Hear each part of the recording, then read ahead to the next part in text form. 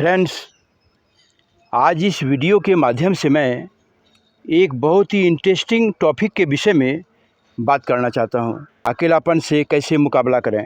वैसे यह अकेलापन सिर्फ बुढ़ापे में ही महसूस नहीं होता। अकेलापन किसी को किसी भी उम्र में हो सकता है। बहुत सारे लोगों का यह कहना है कि अकेलापन एक बीमारी है, लेकिन अकेलापन कभी भी बीमारी नहीं होती, बल्कि ऐसे लोगों के लिए अकेलापन का वास्तविक अर्थ होता है किसी दूसरे को लेकर परेशान होना, किसी दूसरे को लेकर अधिक प्रभावित होना, या जब उसे फिजूल की बातें करने के लिए अपने सामने कोई नहीं होता तो उसे अकेलापन सा लगने लगता है। अकेलापन को कभी भी समस्या या बीमारी समझने की भूल नहीं करना चाहिए, क्योंकि अकेलापन एक झूठ है। जो अपने आप को अकेला समझता है वह अकेला है नहीं। अगर कोई अकेला होता तो उसकी सारी समस्याएं ही दूर हो जाती। माय डियर फ्रेंड्स, अकेलापन एक बहुत ही सुनहरा और उच्चतम अवस्था है। जब हमारे दिमाग में इधर उधर की, बाजार की, घर की, अतीत की हजारों किस्म की आवाज़ें बोल रही होती है और वह हमें चैन से जीने नहीं देती, उस समस्या का, उस अवस्था का नाम है अकेलापन। अकेलापन कोई समस्या नहीं है, अकेलापन समाधान है। जब भी आपको लगे बहुत सूनापन है, खालीपन है या अकेलापन है, तब अपने मन में यह सोचो कि वह क्या है जो बार बार हमें आकर्षित कर रहा है और मिल नहीं रहा है, इसीलिए सूनापन लग रहा है।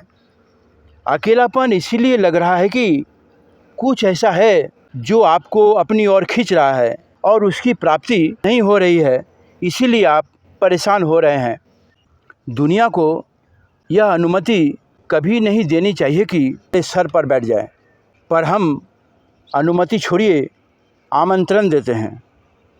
हम लोगों को अपने पास बुला बुलाकर अपने सर पर बैठाते हैं और फिजूल की बातें करके दूसरा कुछ ऐसा समस्या पैदा कर लेते हैं जो हमारे दिमाग में तनाव की स्थिति पैदा करने लगती है।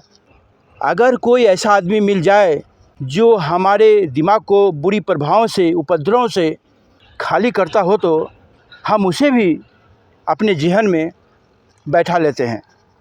ये है हालत हमारी। यानी कोई अगर आपके पास आपके दिमाग को शांत करने आता है तो आप उसे भी मन का कचरा ही बना लेते हैं। इस दुनिया को अनुमति ही नहीं, आमंत्रण देते हैं कि हमारे दिमाग और मन को ख़राब करो। माय डियर फ्रेंड्स, मान लीजिए आप जब किसी ऐसे चीज़ को या किसी व्यक्ति को देखते हैं तो वह आपको आकर्षित करता है और आप उसके पीछे दौड़ने लग जाते हैं। इससे पहले कि आप किसी को भी अपने लिए बहुत कीमती बना लें, 100 बार अपने आप से पूछने की ज़रूरत है कि क्या वास्तव में इसकी इतनी हैसियत है जिसे मैं चाहने लगा हूँ, या इतना ज़्यादा अपने सर पे बैठा रहा हूँ। फ्रेंड्स, हैसियत उसकी नहीं है जो आपके दिमाग में चढ़कर बैठता है।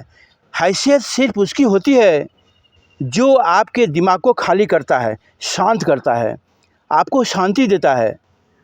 वैसे लोगों को बहुत ज़्यादा सम्मान देना उचित होता है।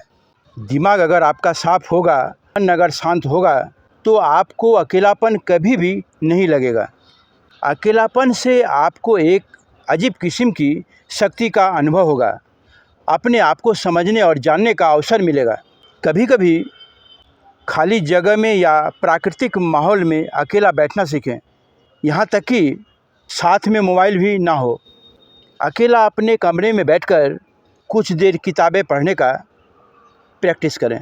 मैं यहाँ आपको यह नहीं कह रहा हूँ कि अनिवार्य रूप से आपको यही करना है। इसका मतलब यह नहीं है कि कोई दोस्त मिल जाए तो उसे आप दुत्कार दें।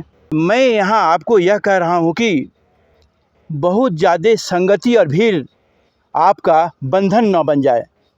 तो आज से आप भी कुछ देर अकेला बैठने का प्रैक्टिस ज़रूर करें और अपने आप को जानने का कोशिश करें।